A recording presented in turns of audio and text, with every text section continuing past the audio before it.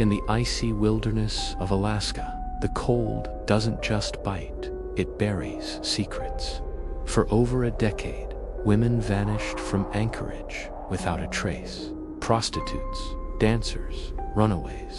The police saw patterns. The public didn't care, but someone was hunting, tracking, flying them deep into the frozen wilds and releasing them like prey. This is the story of Robert Hansen, a baker, a husband, a churchgoer, and one of the most sadistic serial killers in American history.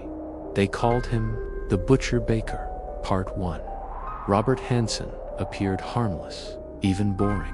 Born in Estherville, Iowa in 1939, grew up painfully shy with a stutter and severe acne that left him socially rejected, especially by women.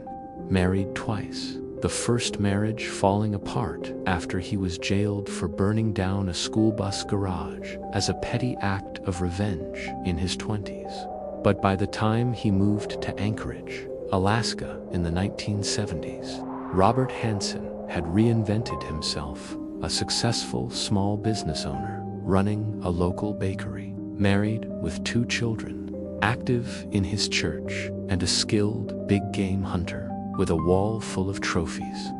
No one suspected that in his basement freezer, hidden behind frozen meat and pastries, were mementos from his true obsession, killing women.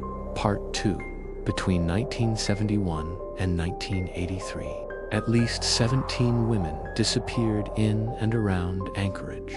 Most were dancers, sex workers, or runaways, women often ignored by police and society. Many worked on 4th Avenue, a seedy district in Anchorage where pimps and predators prowled. Hansen would approach them with offers of money for sex or photos. Once he gained their trust, he'd kidnap them, often at gunpoint. He didn't just kill, he hunted.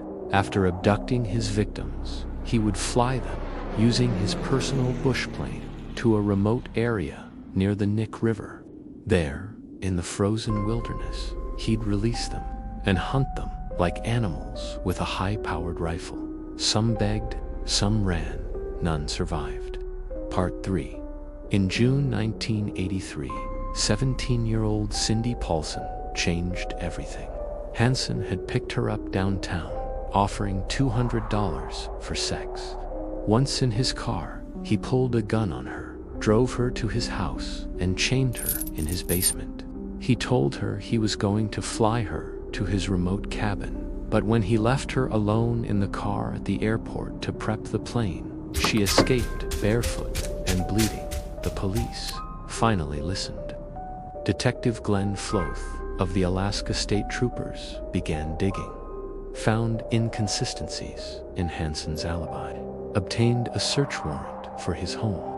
In the crawl space and freezer, they found jewelry belonging to missing women, a hunting map with X marks, later confirmed to be burial sites, a 223 caliber Mini 14 rifle. Part 4. Confronted with overwhelming evidence, Hansen confessed in chilling detail. He admitted to abducting, raping, and killing 17 women, though the actual number may be higher. He described the thrill of the hunt, how he felt powerful, superior, how some women made him feel small, and this was his way of reclaiming control. They were just things to me. I gave them a chance to run. That was more than they ever gave me.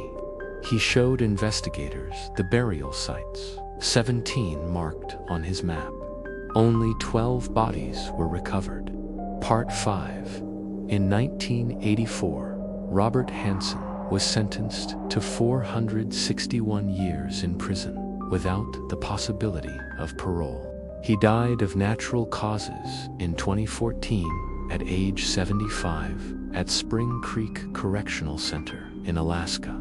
The true number of victims may never be known. Today, the site near the Nick River remains hauntingly empty.